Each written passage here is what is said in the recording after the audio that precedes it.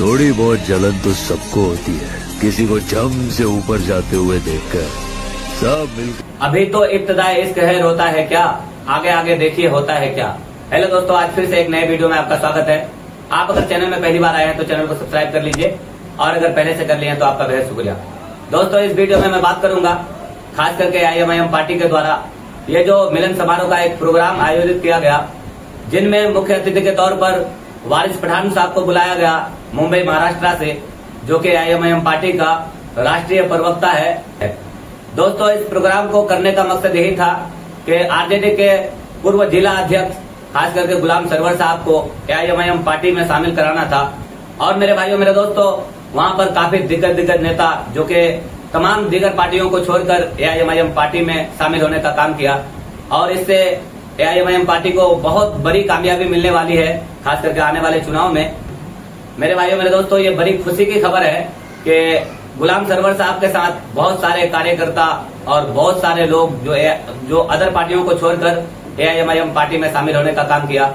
और मैं बता दूं मेरे भाइयों मेरे दोस्तों, खास करके इस प्रोग्राम को होने से पहले पूरा बारिश का संभावना था, जिसमें कोई नहीं कह सकता था कि इसमें इतना भीड़ होने वाला है। और मेरे भाइयों मेरे दोस्तों, इतना तादाद में लोग आए वहां पर इस प्रोग्राम को कामयाब करने के लिए। ये तमाम AIMIM पार्टी के चाहने वालों का दुआओं का नतीजा है कि बारिश नहीं हुई और ये प्रोग्राम कामयाब हुआ। मैं तमाम लोगों का शुक्रिया अदा करता हूं कि इस प्रोग्राम को कामयाब करने के लिए दूर दूर से लोग चलकर आए, और खास करके वारिस पठान साहब को सुनने के लिए, अब्दुल साहब को सुनने के लिए, और तौसीफ आलम साहब को सुनने के लिए, तमाम दीगर जो कि बड़े बड़े दिग्गज नेता है AIMIM पार्टी के, उन लोगों को सुनने के लिए। और इसमें हमारे जनाब तौसीफ आलम साहब जो कि बहादुरगंज से भावी प्रत्याशी है AIMIM पार्टी के, उन्होंने जो स्पीच दिया वहां पर वो बड़ा ही सुनने लायक है। आपको मैं उनका स्पीच सुनाता हूं, आप एक झलक उनका स्पीच सुन लीजिए, फिर मैं बात करूंगा। बोलने वाले का इतिहास लिखा जाता है, बोलने वाले का इतिहास लिखा जाता है, किसी गोंगे का इतिहास नहीं लिखा जाता। तो कहते हैं कि हम मुख्यमंत्री बनेंगे और हम लोग 17% वाले बड़ी और कुर्सी बिछाएंगे, ऐसा नहीं होगा। यादव का नेता है लालू यादव, कुर्सी का नेता है नीतीश कुमार, संताली भाई का नेता है शिबू सोरेन, जाट का नेता है चौटाला का बेटा, और हरिजन का नेता है मायावती, और पंजाबी का नेता है उत्तम बादल। मैं आपसे पूछता हूं, आपका नेता कौन है? कौन है आपका नेता? आपका नेता चुना जाएगा उस दिन आपका हक का भी बात होगा। निराशी का मामला में आवाज उठाएगा असमति नहीं सीखा। सबसे पहले मैं सरवर भाई को बधाई देना चाहता हूं, जिन्होंने आज विधिवत सदस्यता ग्रहण किया।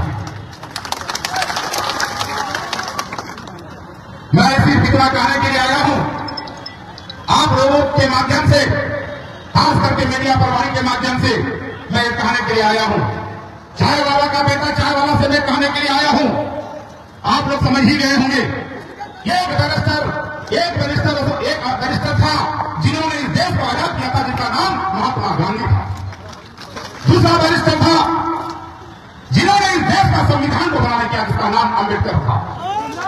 और मैं गर्व के साथ कहना चाहूंगा, तीसरा बैरिस्टर जिनका नाम असदुद्दीन ओवैसी था। मैं गर्व से कहना चाहूंगा, मैं उस नेता के साथ हूं जिन्होंने MIM के लोगों को मुंह में बोली दिया।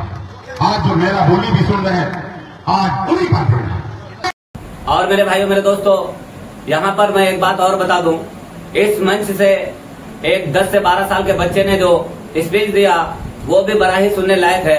उन्होंने लोगों को संबोधित करते हुए कहा कि कौन कौन बीजेपी से डरता है, अब डरने की कोई जरूरी नहीं है। कौन नरेंद्र मोदी से डरता है, अब डरने की कोई जरूरत नहीं है, अभी अब्दुल साहब जिंदा है। मेरे भाइयों मेरे दोस्तों, आज से कुछ दिन पहले भी एक भव्य मिलन समारोह का आयोजन किया गया था, जो कि मास्टर मुजाहिद साहब के द्वारा किया गया था, खास करके सोनथा सुंदरबारी में। आप लोगों को मालूम होगा वहां की तादाद और यहाँ की तादाद में आप लोगों को बहुत ही फर्क नजर आएगा। वहां पे कितने लोग जमा हुए थे और यहाँ पे कितने लोग जमा हुए हैं। खास करके मौसम खराब होने के कारण ये आलम है। आप सोचिए, अगर मौसम खराब नहीं होता तो और कितने मतलब लोगों का तादाद होता। ये सब अब्दुल साहब के दीवाने हैं, ये सब AIMIM पार्टी के दीवाने हैं। मेरे भाइयों मेरे दोस्तों, बहुत ही खुशी की खबर है कि गुलाम सरवर आलम साहब जो कि अपने तमाम कार्यकर्ताओं के साथ AIMIM पार्टी को मजबूत करने के लिए आए हैं और साथ साथ तमाम हमारे जो के टिकट के दावेदार हैं, खास करके कोचाधामन असेंबली सीट से तमाम के तमाम ये ऐलान करते हैं कि हमें टिकट मिले या ना मिले, या फिर किसी को भी टिकट मिले, हम जिनको टिकट मिलेगा हम उनके साथ हैं और उनको जिताने का काम करेंगे। मेरे भाइयों, दीगर पार्टी में तो टिकट का लड़ाई चल रहा है। आप लोगों को मालूम होगा, ये कह रहे हैं कि हमें टिकट मिलेगा तभी रहेंगे, वो कह रहे हैं कि हमें टिकट मिलेगा तभी रहेंगे। मेरे भाइयों, यहाँ पर AIMIM पार्टी की यही सबसे बड़ी कामयाबी है।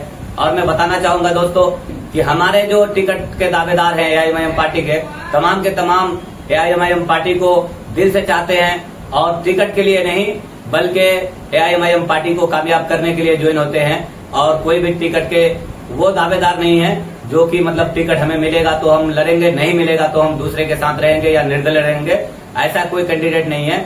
जहां तक कि हमारे सादिक समदानी साहब हैं, वो भी मतलब ऐलान कर चुके हैं कि हमें टिकट मिलेगा तब भी रहेंगे AIMIM पार्टी के साथ, नहीं मिलेगा तब भी रहेंगे। और खास करके मुखिया जफर असलम साहब है, वो भी यही कहते हैं कि टिकट मिले तो भी ना मिले तो भी हम AIMIM पार्टी के साथ थे, हैं और रहेंगे।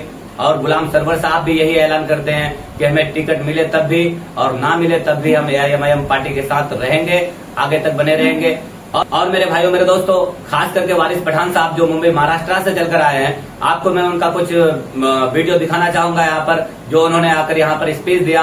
आप उनका थोड़ा सा स्पीच सुनिए और मैं आपसे रुखसत होता हूँ। आप इनका स्पीच सुनकर आप भी मतलब चले जाइएगा, फिर अगले वीडियो के लिए इंतजार कीजिए। तो अभी के लिए इतना ही। अस्सलाम वालेकुम, खुदा हाफिज।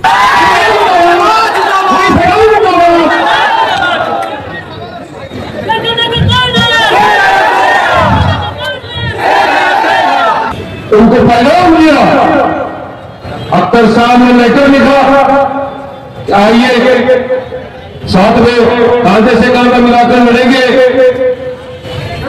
बीजेपी इंडिया को हराएंगे, आइए साथ में, ताकि सेक्युलर वोटों का विभाजन ना हो, मिलकर लड़ेंगे, मगर इनके कानून जोड़ लेंगे। एक दो तीन जगह इन्होंने बोल दिया कि हमको तो बोला ही नहीं गया। जब सवाल किए गए तो इनकी हालत जवाब नहीं दे सके कि क्या करना है।